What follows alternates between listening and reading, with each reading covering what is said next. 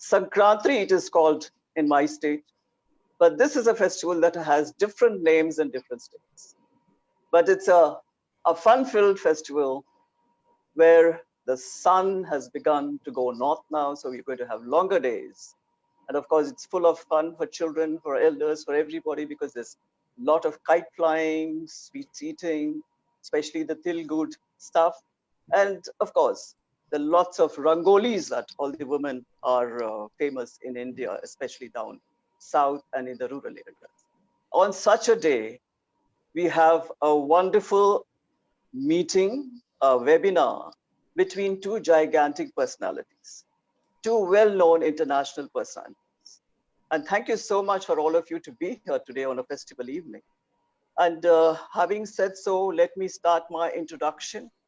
We are wonderful August speakers today are Mr. ShashiTharoor and Mr. SamPitroda, both very good friends. And let us watch that chemistry that they both share.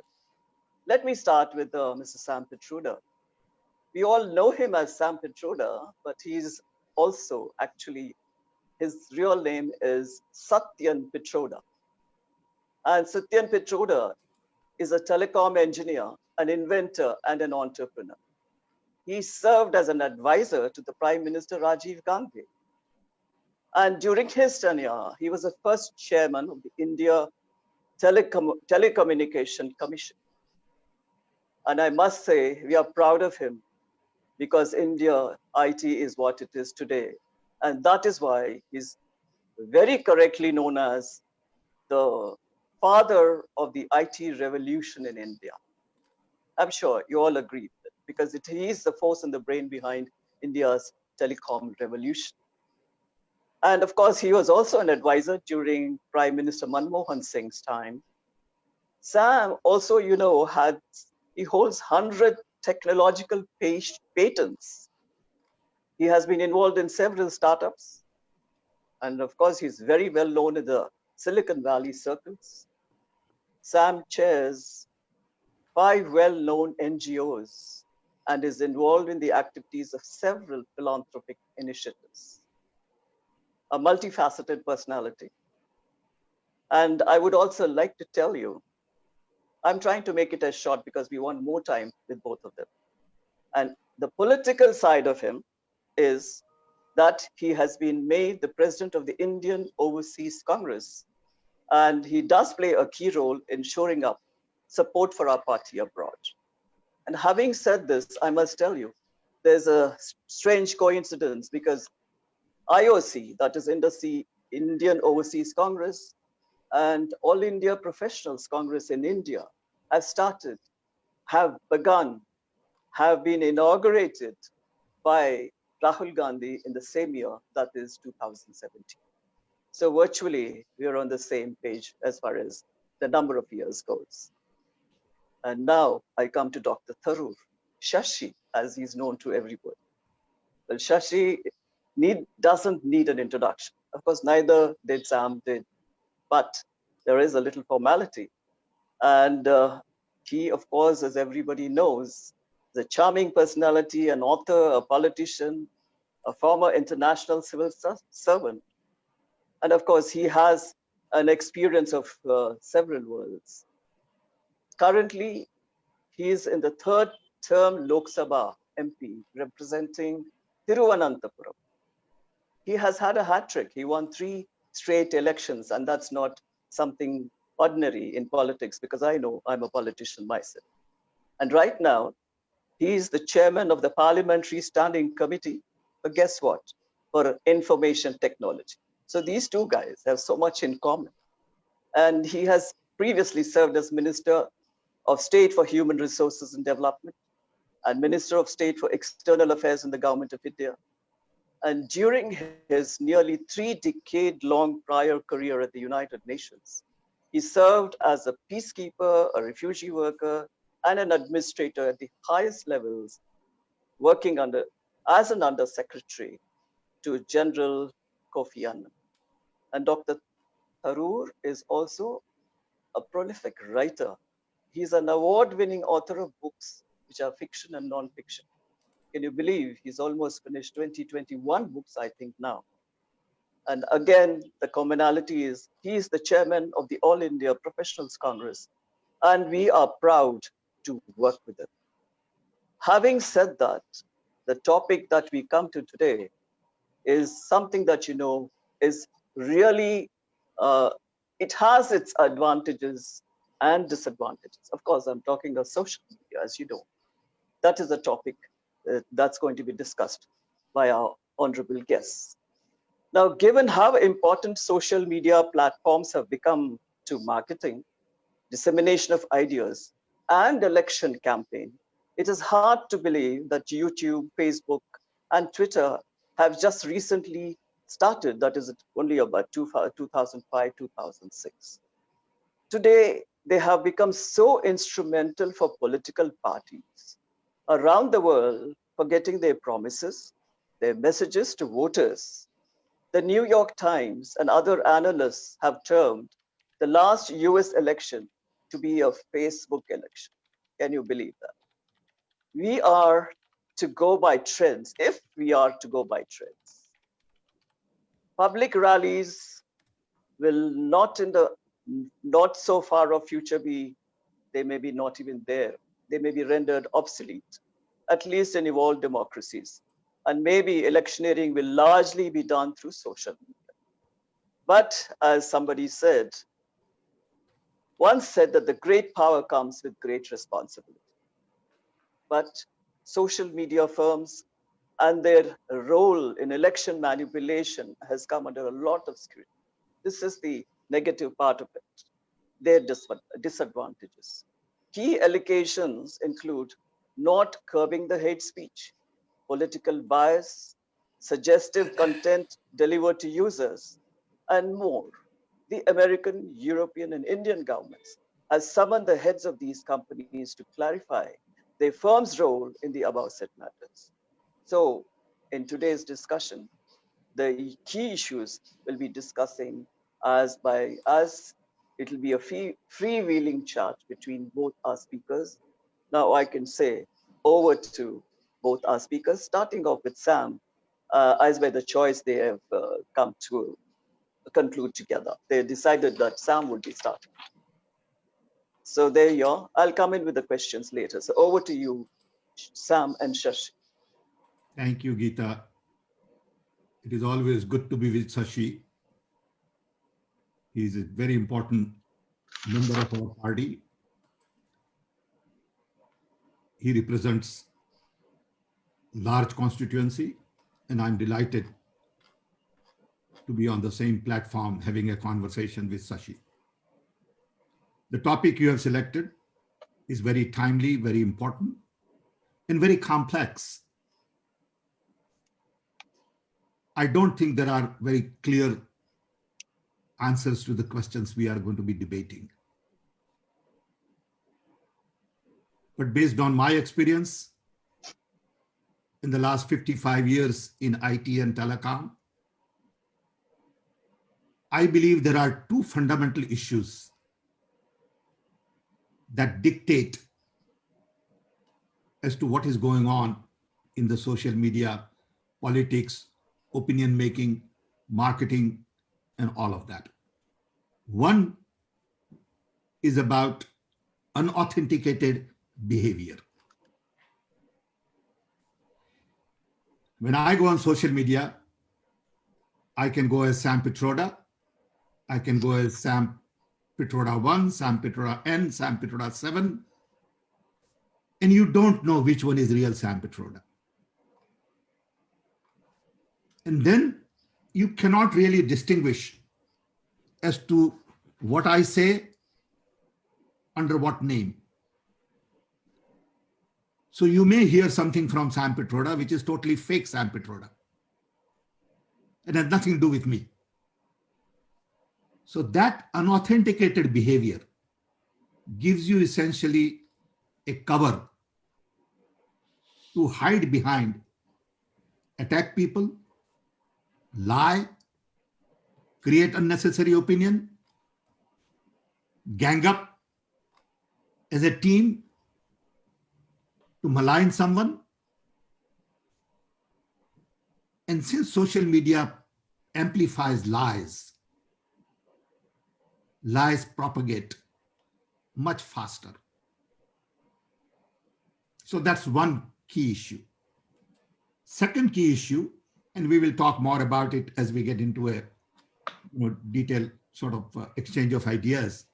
I just want to set the stage. Second key issue is business model. The way social media business model is created, they get, as a company, better revenue by saying we have 1 million people, 2 million people, 5 million people. Doesn't matter if those 5 million people are same 1 million people 5 times. So as a result, they encourage fake identity in a sense. So if you have 1 million people registered 5 times, they get 5 million. And as a result, they get more eyeballs and their revenues go up. Essentially, social media's business model is based on making us, user, a product. We are a product they are selling. They have nothing else to sell except sell us in terms of profiling, in terms of multiple eyeballs, in terms of multiple voices, okay? And when they profile us, they dissect in multiple ways: age, sex, behavior, voice, relationships, all our contacts, and they pull from our phones and computers all kinds of information as if they have a right to come in our house and rob it. As soon as we register, we give them a key to our house, saying, come in, check everything out, take whatever you want to take. And that business model, which is on one hand targeted ad, profiling people, number of eyeballs, amplifying lies, all these things encourage and fuel, in a sense, lies, fuel misinformation campaign, and add to ongoing confusion. There are lots of issues to discuss. I will stop here and then have Shashi comment, and then both of us will have a broader conversation. Thank you. Thank you, Sam. And I must say once again, what a great pleasure it is to be with you on this platform, and particularly on a subject in which you are a guru for all of us.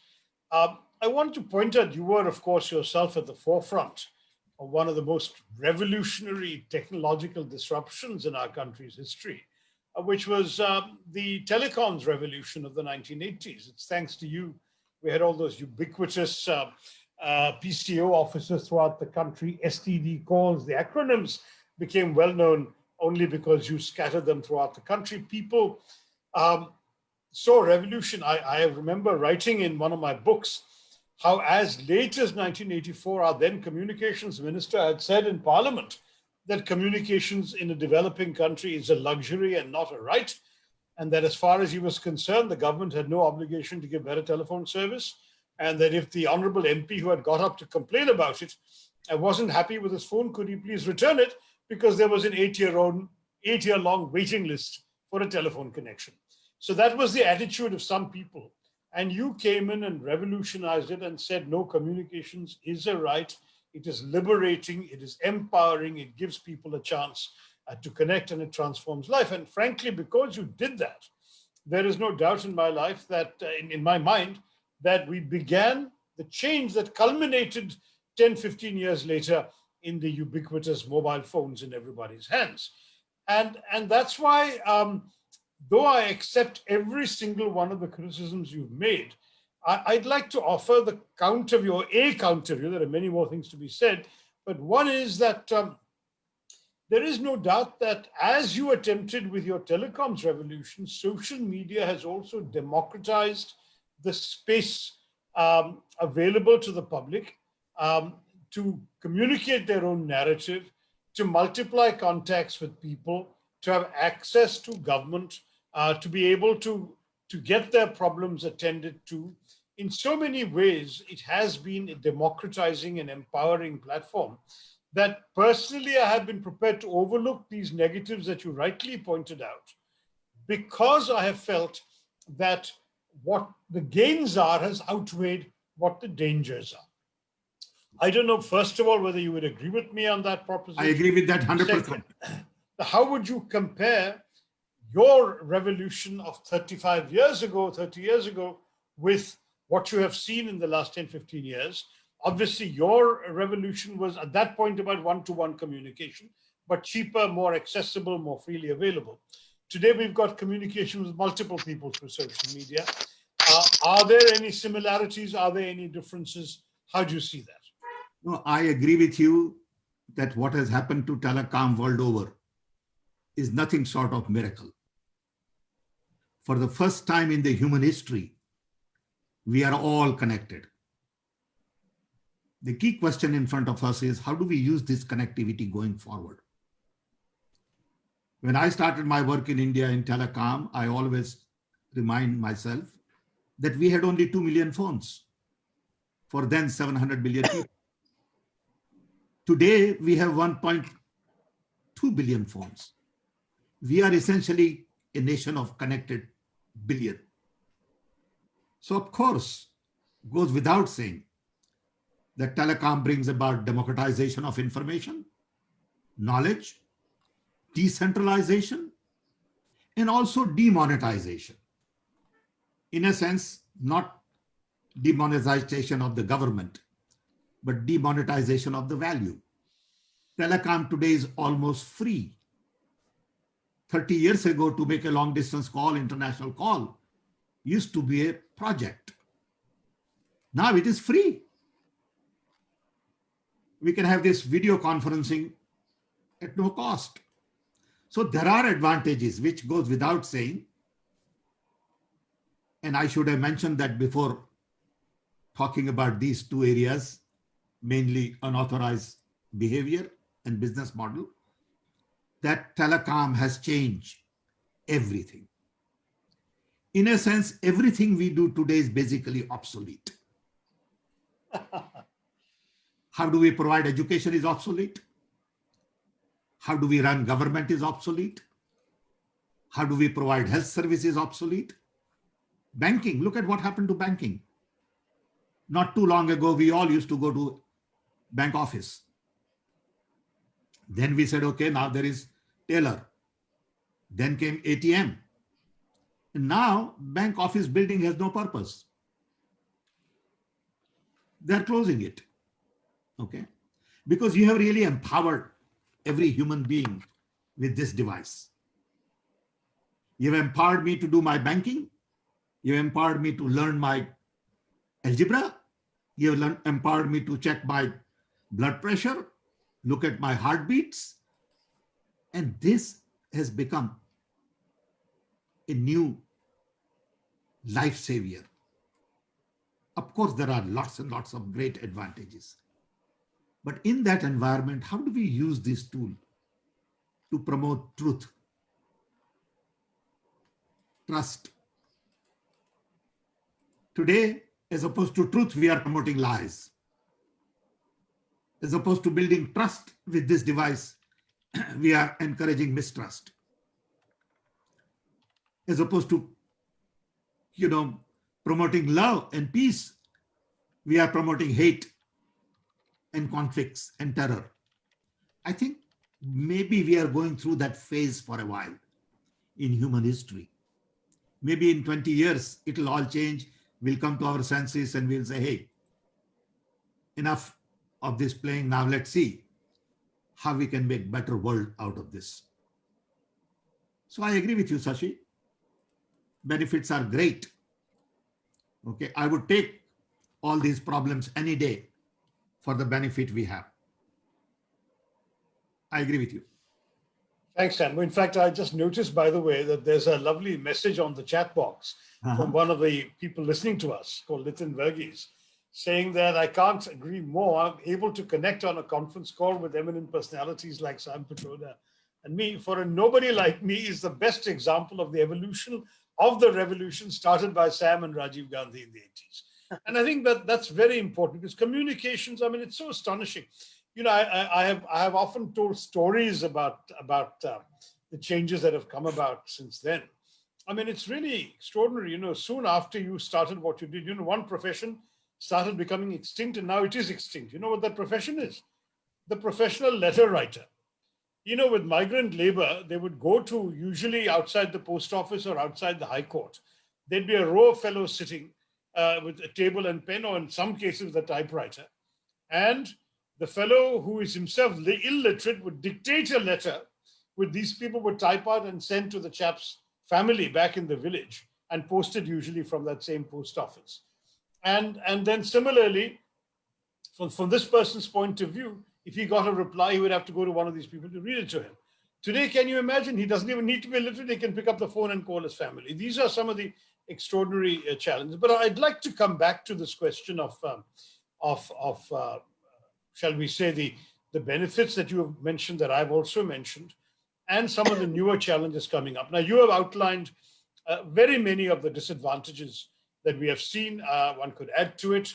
I've talked about some of the advantages because I feel that outsiders have had a chance to develop their own narrative that might not otherwise have been done. But one of the things about social media is because it is media, it has become a source, in many cases, a principal source of information for a lot of people.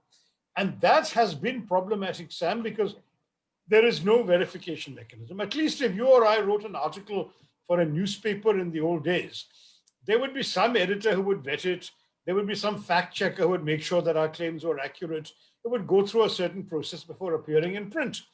It would also take a few days and things would have to be continued to be relevant. Whereas what has happened with social media is that anybody without any verification can type something on their screen and it's up there for the world to see. And for the most part, the audience does not have the education or the training or the filters inbuilt in order to be able to judge whether what they're reading is a reliable source of information or not. We joke about WhatsApp University, but so many people have learned and imbibed so many lies about our history, about our politics, about the backgrounds of our political personalities, everything else, simply by the bombardment of messages on WhatsApp. Now, Facebook and Twitter have started putting some, flags on some of the tweets saying this information is disputed or this claim has not been verified. I don't see them on very many posts, but whenever that comes up, usually this is also challenged by others.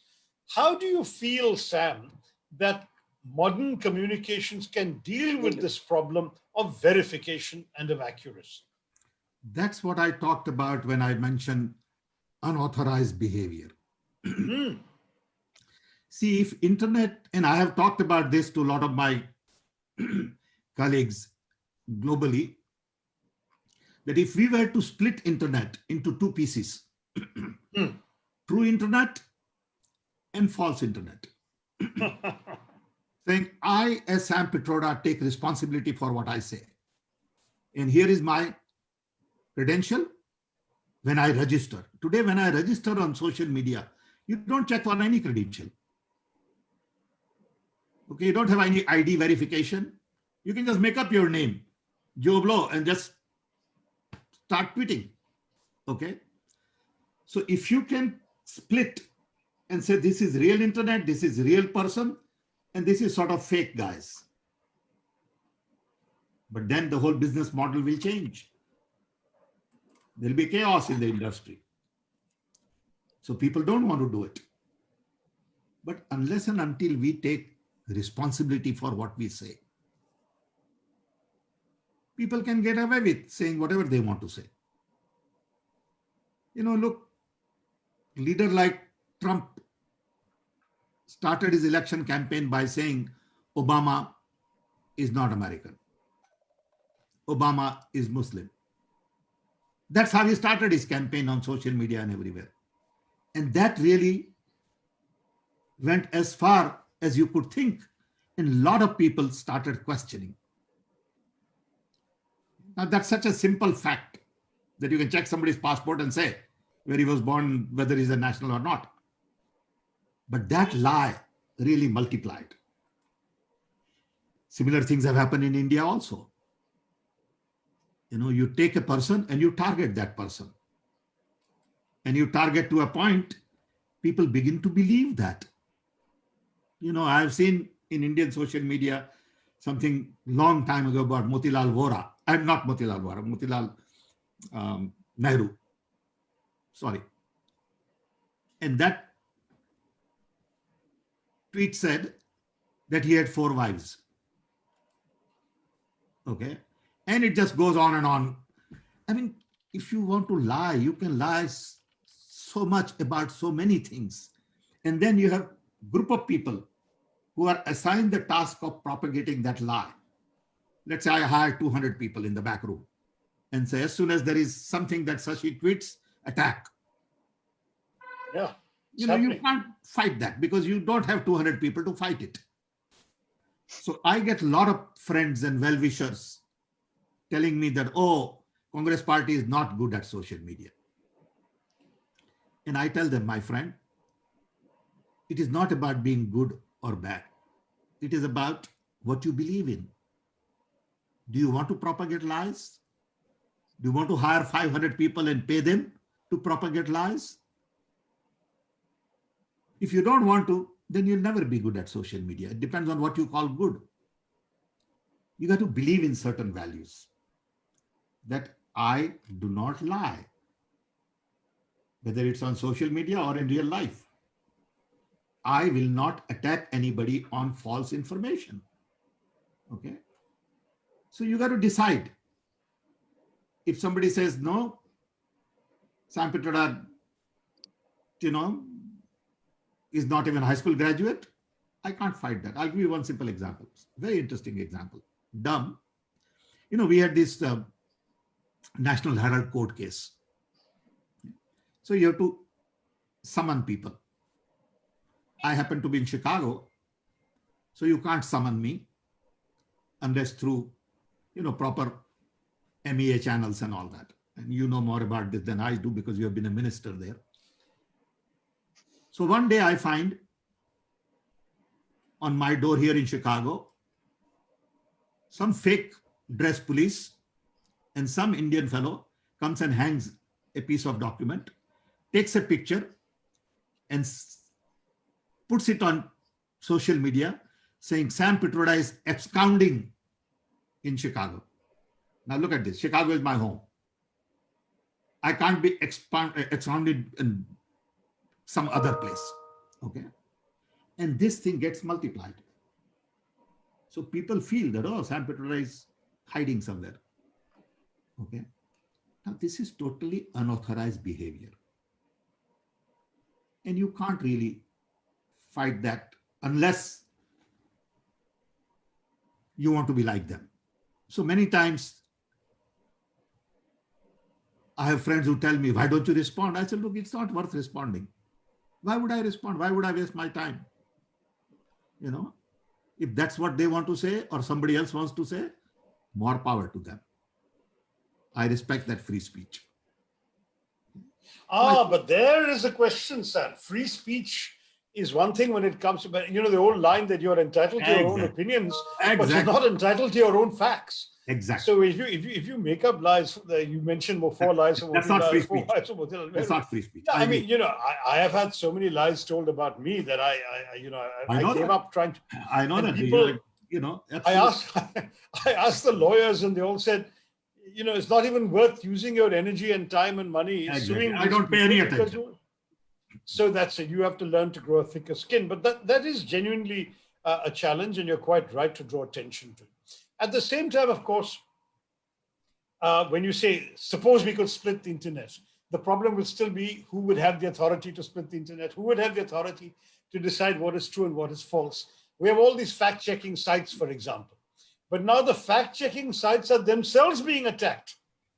for allegedly having a There is bias. no way you can check a lot of these facts. You can twist facts. You can just play That's it. on the edges, and you can do all kinds of things. But if you identify and say, I take responsibility for what I say, it's very different from fact checking.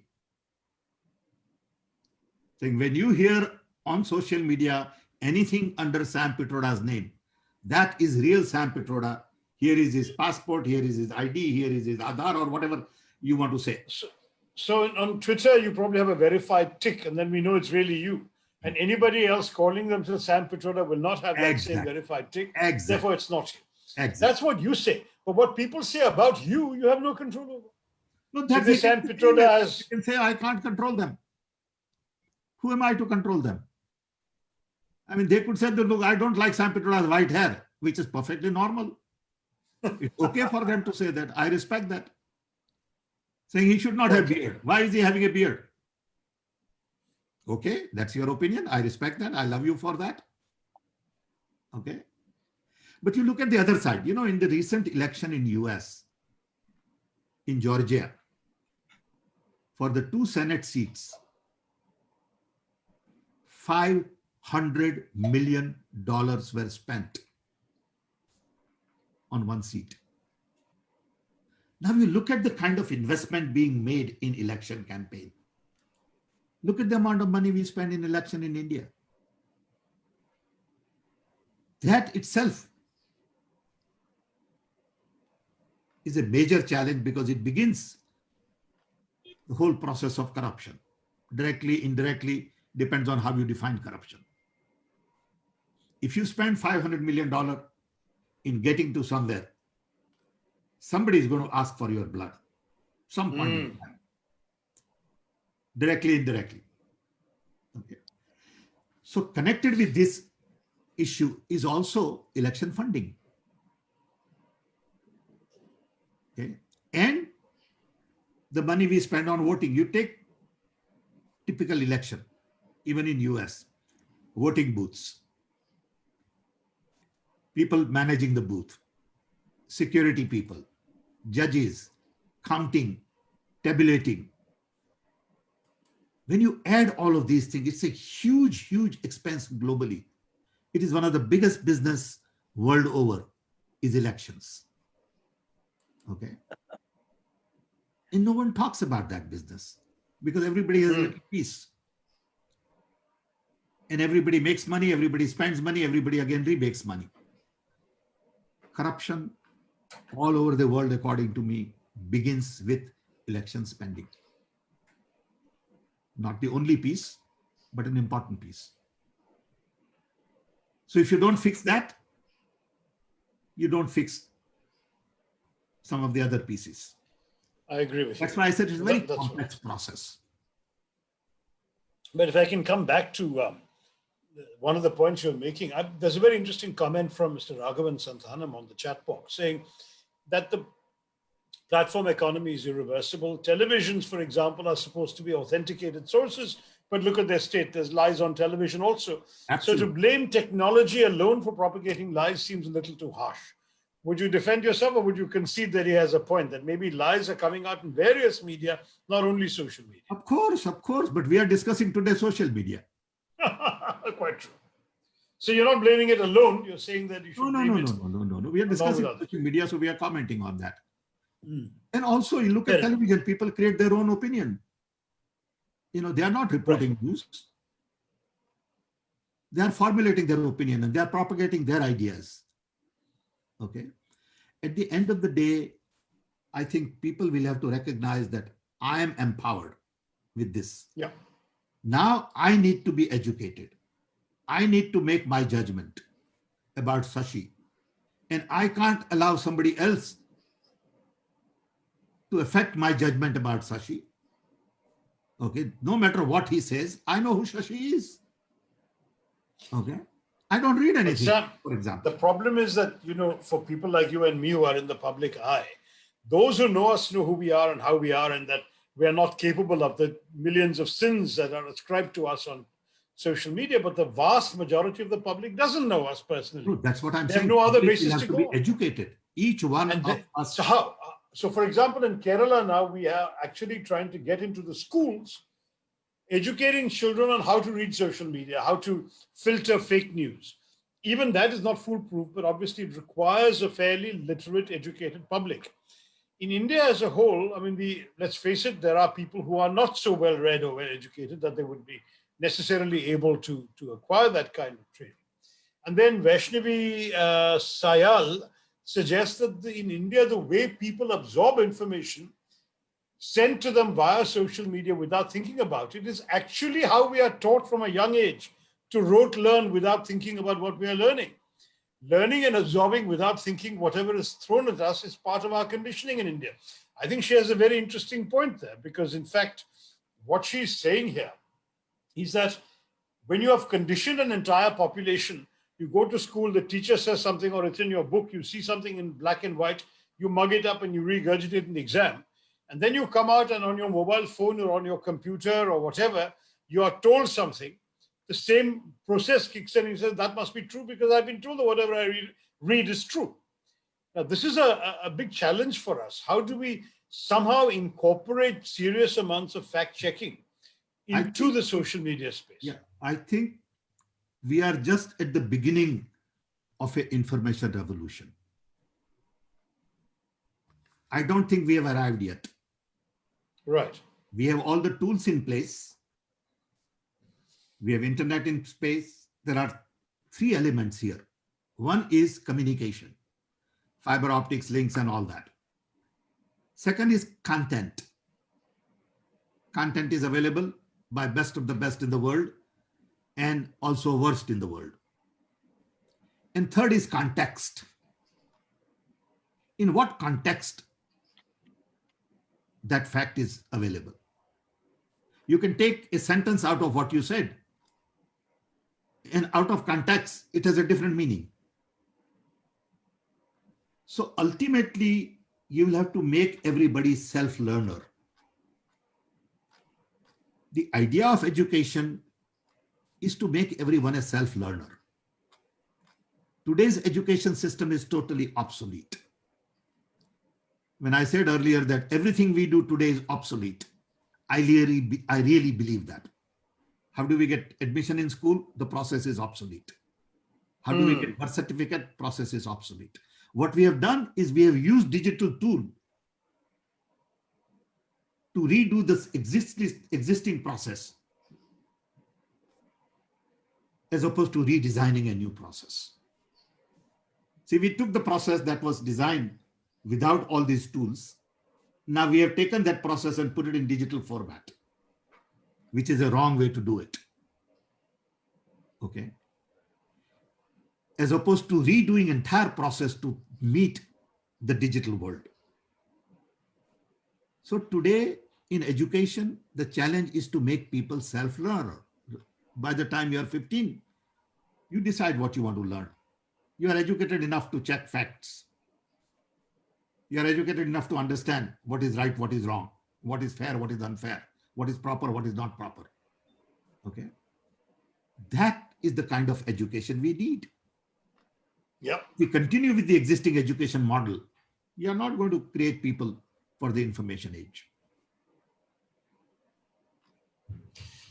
Right, Sam. Well, let's move on from that topic to other things. I mean, there is, for example, today, this entire debate on whether the social media companies are like the postman or like the publisher. In other words, who is responsible for what is coming out in social media? I have definitely been thinking about this issue, both as an individual, as a concerned citizen, as a social media user, and as chairman of the committee in Parliament that looks into this issue.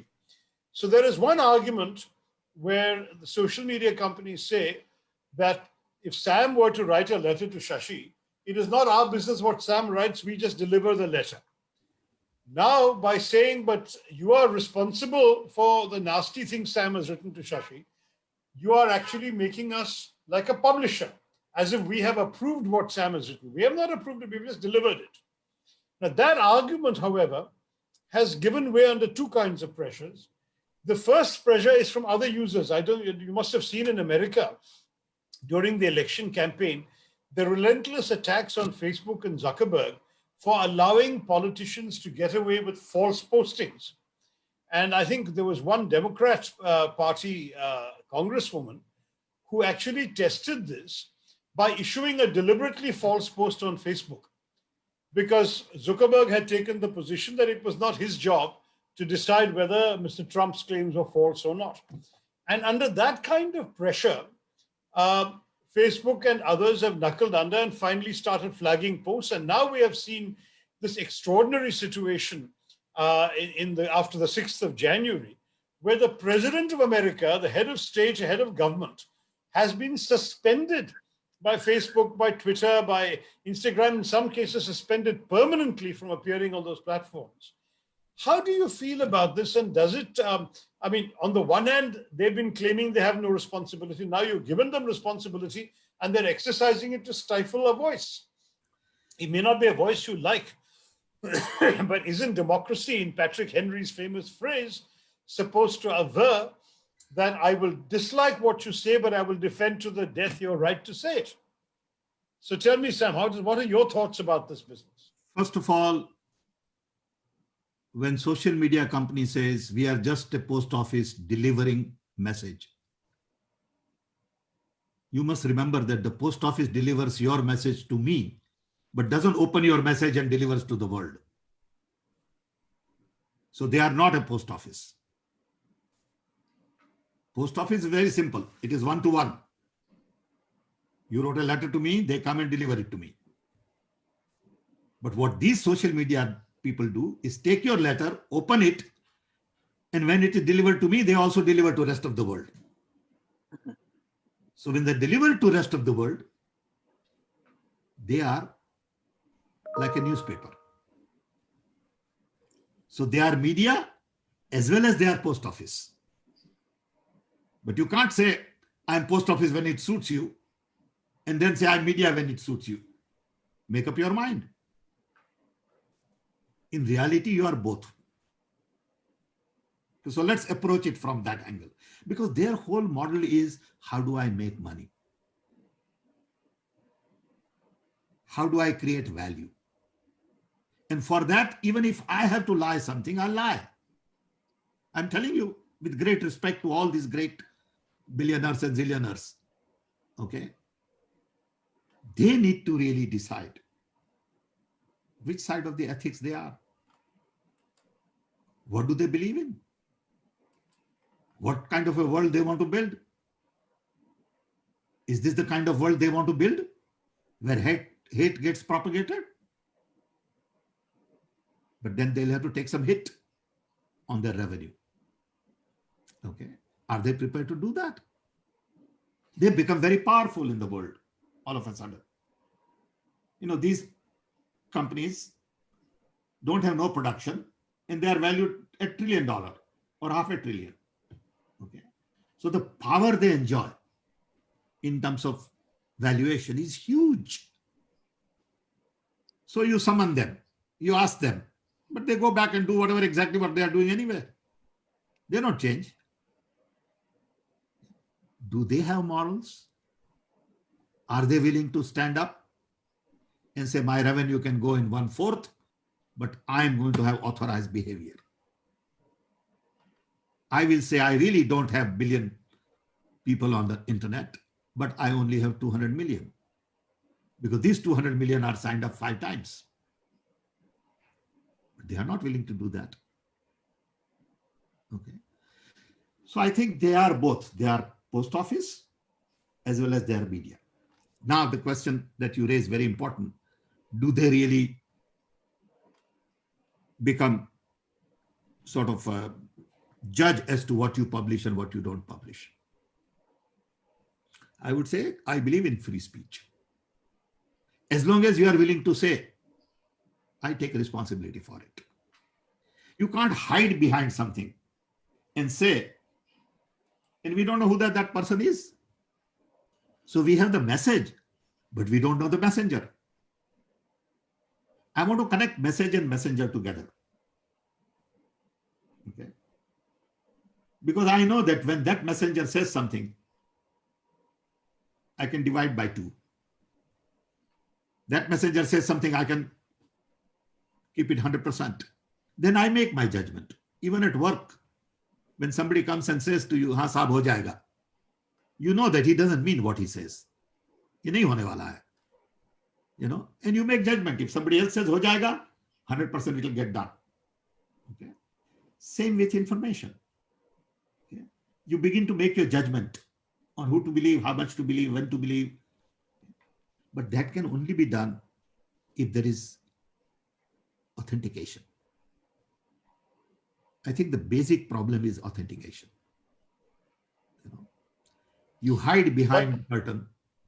You haven't responded to the question of, say, firing, suspending, banning President Trump. Authentication is not in doubt. It is Trump who has been saying all. I'm sorry. Yes, I agree. I agree. They really banned him probably because they very clearly felt it will add fuel to the existing fire. Because there is swearing in ceremony coming up, and you don't want violence at the swearing in ceremony. So I think it's a wise decision, to be very frank. It may not be a fair decision, okay? But in the larger public interest, you got to make those decisions sometimes. Sam, I'm not a fan of President Trump, but let me play devil's advocate. You say it's a wise decision. You can argue it's a wise decision because of the risk of violence on the January 20th inauguration time. I'm just doing that. Many of these companies have banned him permanently. I think Twitter, for example, has suspended his account forever. No, but if they did that, is that fair? Then the second question that comes up is, and this is where it gets interesting.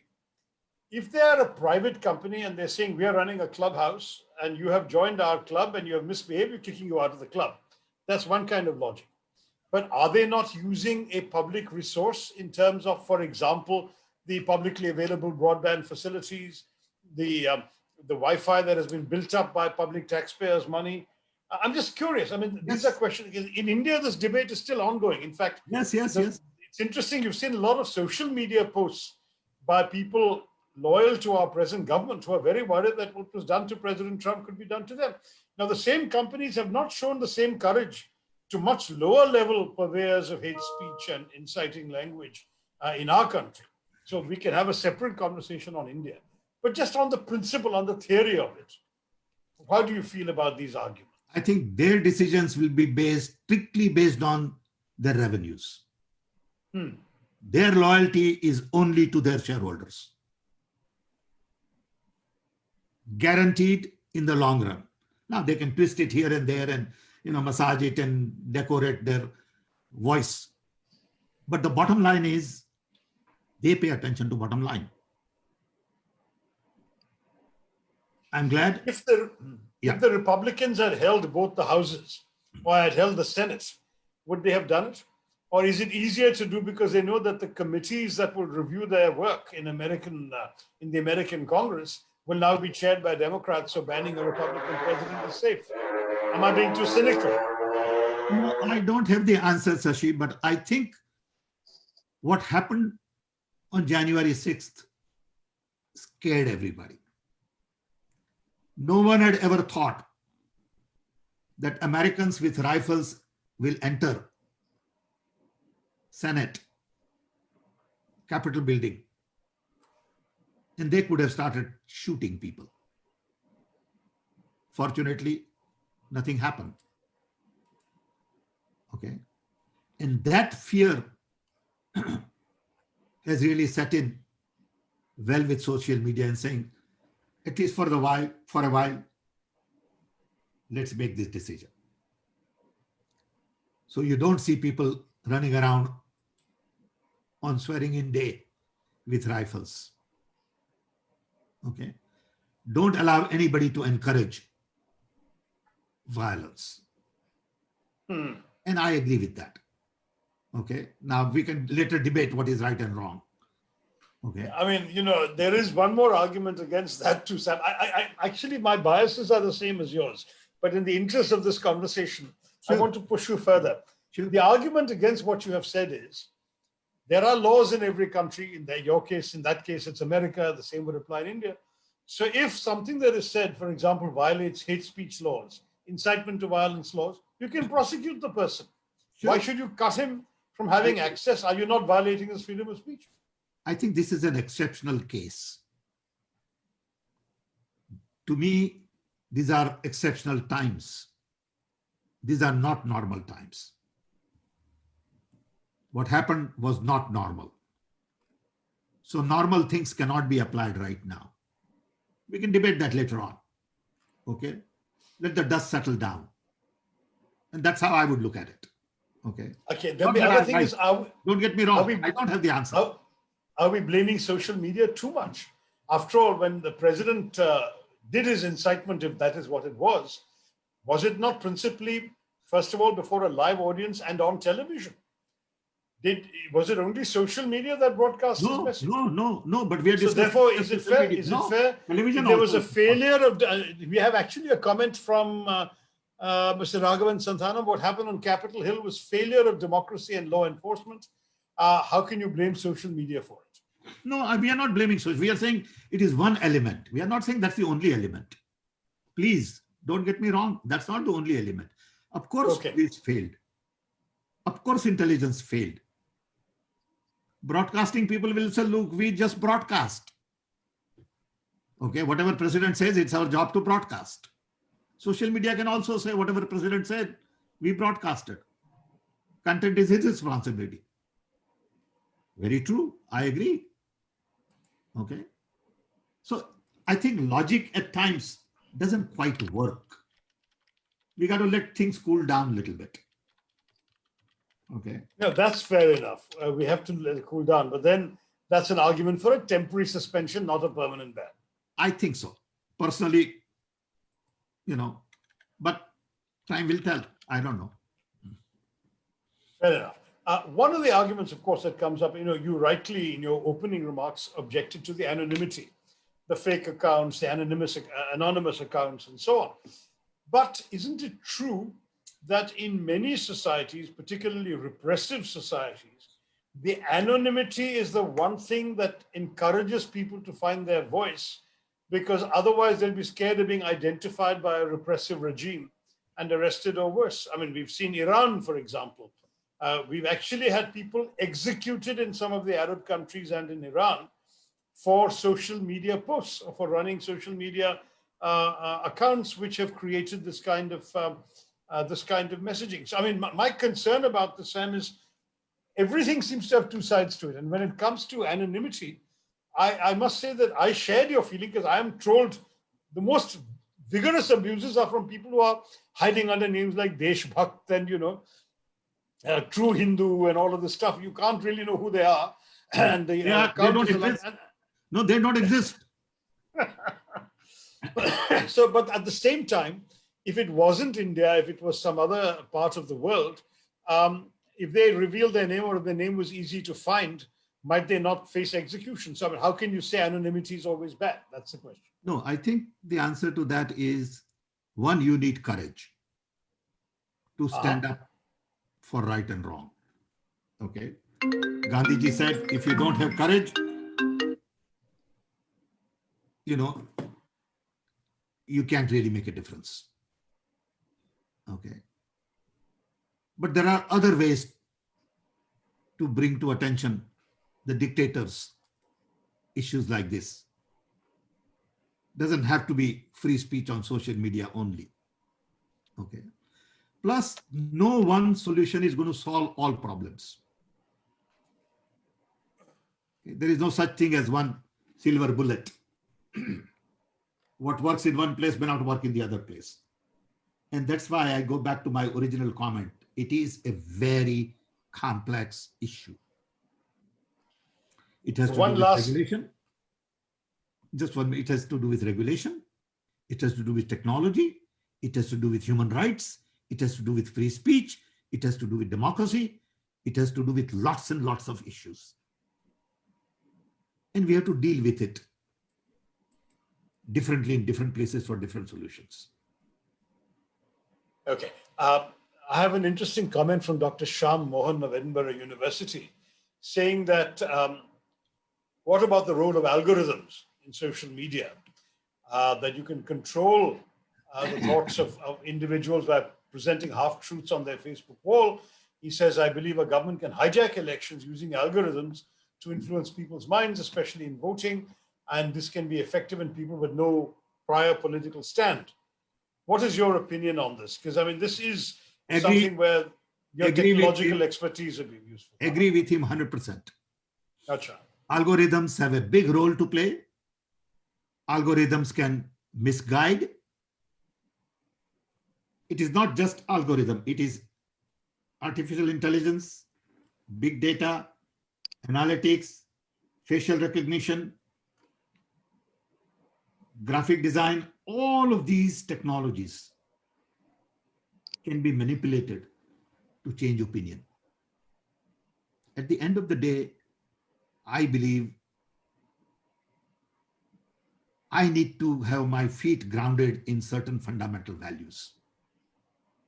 To me, those values are, you may agree, you may not agree, is first, truth, trust, inclusion, diversity, democracy, freedom, exclusion, inclusion, love, justice. I have to have my feet grounded in these things.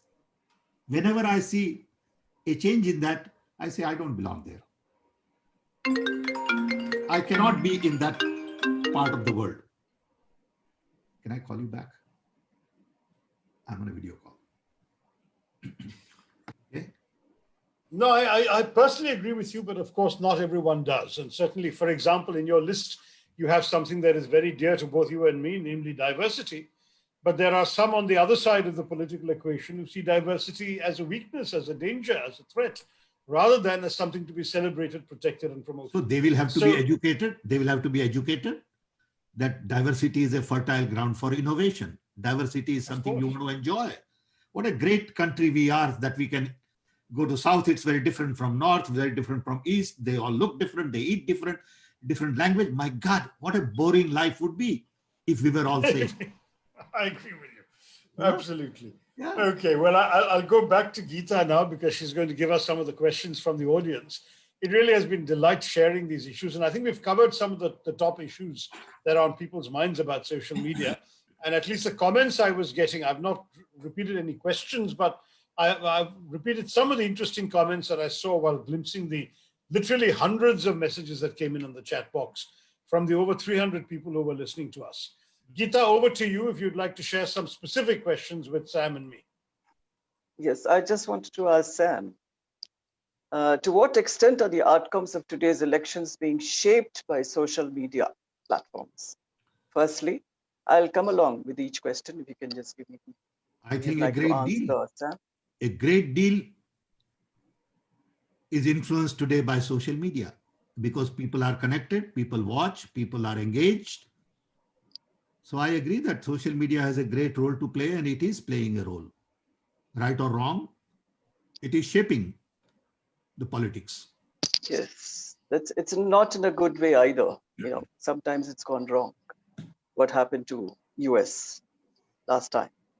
But another question is, what role do governments have to play in regulation of social media platforms? How can we minimize partisanship without being overtly pro-censorship? Without being overtly pro-censorship? I would prefer authenticated behavior. There is no sense in having 10 people or one person having 10 names. Okay. I must say that when I registered on social media, I identify myself. I'm a legitimate person. This is my credential, and that's it. And then whatever I say, I'm responsible for it. Like Shashi said, that bhakt doesn't exist. Yes. That bhakt could be bhakt at one point. Next time he could be somebody else immediately. And he may be having 5 identities, doing 5 different things because 5 people are paying him for acting. One is paying him to act as a bhakt. Another one is paying him to act as something else. Very true. Very true. Fake information, fake personalities, and they are utilizing themselves for multiple causes, not just And one cause, multiple right? identity unnecessarily. And multiple identity. That's right. Multiple causes, multiple identity. Also, Sam, I'd just like to say, is India lagging behind Europe and the US in its data privacy laws? Well, everybody Indian is, social. no, I think everyone is having a challenge on data privacy law. My view on it is that information brings about openness, accessibility, connectivity, networking, democratization, decentralization. My life, like everybody else's life, is open. You can find out everything about me if you want to find out and spend enough time to go on internet. Which school I went to, what do I do, what I buy, when I use my credit card. You know exactly what I buy and what I don't buy. So information is Yeah, open anyway. The question is, what is that I consider private? What is so private to me? There's nothing private to me. If I have to hide something, oh, that's private to me. Am I not paying my tax? That's hiding. Okay.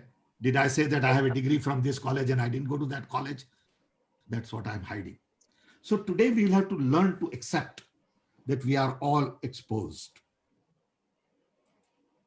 And let's behave accordingly. So at the end of the day, information technology forces you to follow truth.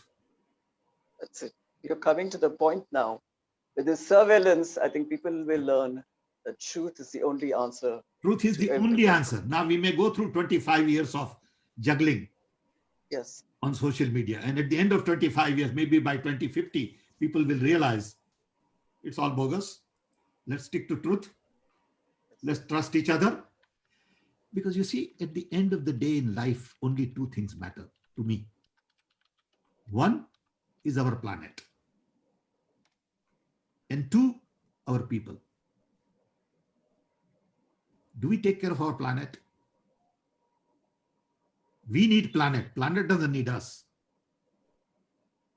Planet can live without us. We can't live without planet. So first focus has to be environment, global warming, animals, insect, biodiversity, flower, river, plant, you name it.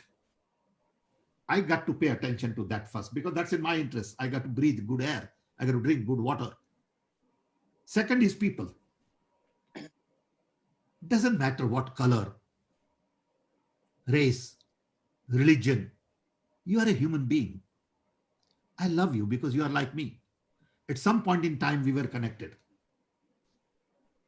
50,000 years ago, 100,000 years ago. Okay. So how could I fight with you? What is the idea behind fighting with you? You eat different food? Great. I love it. What a boring life it would be for me if I didn't have Chinese food to eat and Japanese food to eat and Korean food to eat and Italian and you, my God, you name it. What a wonderful life it is to have the diversity. I can travel wherever I want. I can enjoy every city in the world. Who am I to say everybody should be like me? yes. Even my wife is not like me. Even my children are not like me. And that's why I love them. Sam, on your earlier point about data protection, I agree with you that it's a challenge for every country, and perhaps we can't just follow the example of the Europe's GDPR that easily and so on. There are different situations, but one or two core principles ought to be there. I, for example, believe strongly, and I'd love to hear your thoughts on it, that data should belong to the person who's generated it. And that if 100%. the government or any other entity has a reasonable right, permissible under law to access my data, it should be limited, first of all, by purpose. What is the purpose for which they have that data? And secondly, by time. Once that purpose is fulfilled, they should destroy the data or return it to me. Now, those principles seem so basic to me. Why is it that we even need to debate them? And yet we're going through such a lot of hassle in getting this enshrined into law. Very good, Shashi. This question will require 1 hour of discussion. Let me tell you. I'll tell you why. We don't even have 10 minutes left. Yeah, I'll tell you why quickly. Maybe we Take could your have time. this conversation at some point in time. You take You know, your take time. for example, health information. My health information doesn't belong to me Why not? because that's the way the systems are set up. My X-ray Okay. is somewhere else. My doctor says it is me. My pharmacy says it's me. Come on, give me a break. It's my information. Correct. But it's not at one place because everybody wants to control it. And it all started by designing an operating system which allows you to come into your computer, crawl everything and take it out. If I had an overlay on the operating system which says, wait a minute, you can come in, but you can't take anything out without my permission. But that's not the way the systems are designed. Because earlier when systems were designed, nobody paid attention to it. Saying whosoever has an operating system, they are given God-given right to come in my house and check everything and take whatever they want to take. It's a funny thing. Okay. And we have created that environment. So why do we have threat with the cybersecurity? Because you can come in my system and take whatever you want to take. I have no control over it. So I want to design a system where you can come in, but I'm going to police as to what you take out of me. That will change the whole business model everywhere. Okay. And these are very important questions that you are raising. Okay. Sam, there's a question just that came on. It says, reverse the digitization and everything will be fine. Go back to the pre-digital days. How do you think of that? No, I What do you don't think? think so. I don't think we want to go without, I don't think we want to live without connectivity and communication. Okay. This is one interesting Look at one. what this connectivity has done. I'm telling you, I have been locked up in my house for last 10 months. Literally, I have not moved out of my house. Maximum distance I go is my mailbox. But I spend an hour with my grandchildren. Every day I spend an hour with my grandchildren in San Francisco. Can I do that without communication? No, I can't. So there are, like Shashi said, great advantages that communication brings to human civilization. We can't go back. Then we might as well go back to the caves. Okay, then why have a car? Okay, then why have all the furniture? Why have TV? You know? That's an extreme. Yeah, but no, it's a question of drawing a line. The point is development moves on. Technology moves on. Science defines future. Without science and scientists, there is no future. Okay. Today, science says this is communication technology. Tomorrow, science will say this is longevity, that people will live to be 200 years. Then we can't say, okay, at 100 years, kill everybody. You know? Well. So I think development has to go on. You know, a lot of good will come with some bad. It's like knife. You can cut a tomato and you can also kill somebody. That doesn't mean we don't want to use knife. Very simple. I think that's a very good analogy, Well, Geeta. Shashi, just one question. If it's that either of you can answer, or maybe it will be Sam. Last one from me. Is the Election Commission of India capable of monitoring content, expenditure, and violation of code on social media platforms? Answer is no. No. No. They are capable. That's a question. Their answer is no. Okay. But they can look at complaints. I mean, I think that's the answer, Sam. Let's say that they are not capable, and that's probably true. But when a candidate or his representative sees a false, defamatory, illegal, or other post about him on social media, he can complain or she can complain to the Election Commission, the local authority in the state concerned, and they have to take cognizance. The problem is time after time, we are seeing that such complaints are not acted upon in suitable time. I mean, we have seen certainly in the 2019 elections, a number of cases, it has been quite unusual that anytime there has been a complaint against the the prime minister or the president of the ruling party, as he then was, during the campaign, that the ruling usually came when the voting was already over in that particular complaint area. Some others, however, were given notices of explanation while they were still active campaigning. But I must say, in all fairness to the Election Commission, I don't think that they took action even against opposition MPs who didn't respond in time. So the question is not just, are they capable of it? Sam is right. They're not capable of monitoring the whole world's media, but they should have the capacity to promptly investigate complaints they receive and take immediate action in a meaningful time frame. To do so well after any useful purpose can be served, when, for example, a communal message has been delivered in an election speech, or a defamatory message has been delivered in a speech, or a falsehood has been uttered, a complaint should be attended to ideally within 24 hours. It is usually not. I agree with Shashi, but I think I want to remind all of us that democracy is work in process. It never ends. We have to defend democracy, and institutions are a very important part of a democracy. When institutions get captured, to some extent that was happening in US, when judiciary responds to authority, when election commissioner responds to authority, when bureaucracy responds to only authority, we got to worry. Yes. I think the real challenge for all of us is to work at democracy, to preserve freedom, autonomy, constitution, and make sure that our institutions are independent. And that is a greater concern to me than anything else in India today. It's happening. It's not allowed to process. The institutions are all getting under the influence of the rulers. But that's the time we have to stand up, and that's the time people have to speak up. That's the time people have to align. Okay? And that's the time you need courage. Okay? And it's in larger interest of the public to do that. And it has nothing to do with one party or the other party. It has to do with the basic constitution. Okay. Well, that should show a lot of rife that India is going through at the moment, especially with the farmers, as you are aware. Well, I don't want to get into that at all. So, Shashi, anything else to say?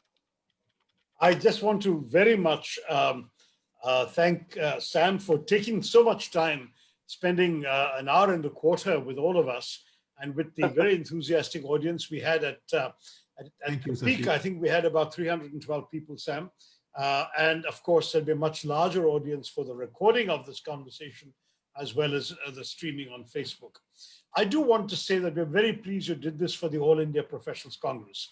Dr. Geeta Reddy, whom you probably knew as a senior politician in the erstwhile Andhra Pradesh, is also the chairman of the South Zone, the vice chairman of AIPC, and the head of the South Zone of AIPC, covering all our southern states. AIPC itself is fully digital. Even to join AIPC, the only way you can do it is to go on the internet, www.profcongress.com, and sign up. You can't submit a form, you can't go and meet somebody, you can't do any sifarish. If you don't go up and you don't sign up and you don't demonstrate that you are a professional and so on, declare that you are, you cannot join. So we're trying to make it a very clear digital 21st century professional organization. Secondly, we have a very lively platform only open to members for discussion of key issues. So as a result, public policy suggestions, whereas the AIPC, like sort of the Rotary Club model, is organized in local chapters, and those local chapters under the states, and those states are under the zones, and the zones under the center. At the end of the day, we need to have more verticals where a doctor in Odisha can give a comment about a public health issue like the vaccine controversy in India today, and a doctor in Kerala who's from a different zone, different chapter, different area, can contribute and disagree or agree and build on the conversation. We have created these kinds of platforms. We have AIPC Inspire, which is an in-house magazine for all our members and fellows. Very interesting pieces there. We would be very honored, Sam, if you yourself would write offer us your thoughts on issues of interest to Indian professionals. You are the epitome of the professional who came in to serve the Indian public and to serve the Indian, the future of India through your various technology missions. And I would think that if you could write for us about, for example, what you learned from there and what I think we could all learn from you today, 35 years later, that would be fascinating. And we can also make sure that we offer it after Inspire. We can also put it on the National Herald, the pro-Congress newspaper. There are various outlets we can turn to. And this video will itself be uploaded on our website because it's an AIPC event. So I'm sorry for the shameless plug for the AIPC, but since a large number of AIPC professionals and fellows are watching this, but there are many others who have logged in who don't know AIPC, I wanted them to realize that this is the kind of advantage they would get from joining us. I certainly want to thank all the fellows who did join, all the fellows who helped Geeta to organize this event, and of course, above all, Sam, for donating his time so generously to us. Sam, it won't be the last time that we'll be troubling you. Anytime, I'm available anytime. It's my privilege to be with you all. And I want to thank you for the opportunity. That is really most kind. Thank you all and you have to just ask. And it's my job to do it. Okay. Thank you. When you ask me to write, it's tough to write. But I can talk to somebody and find some young person who can write it. That's better for me. You can dictate. I can have a conversation with the young person and then he can document transcribe it. Yeah, we can do that. This conversation can be transcribed as an opportunity. Just record it. Many thanks. Just record it. Thank you. Anybody who wants to have a conversation with me on professional subjects, I'll be happy to do it, whether it's engineering. I'm on the US Academy of Engineers. Oh, right. Yeah, okay. And we have a lot of interesting conversations going on there, and I can share some of that with you. I can talk about, sort of professions in health or whatever you want, whatever I know. Not that That's very nice of you. Thank you so much. I'll be happy to do it. We're lucky to have you today. Thanks. And thank you, Geeta, for all you've done to make this such a rip-roaring event.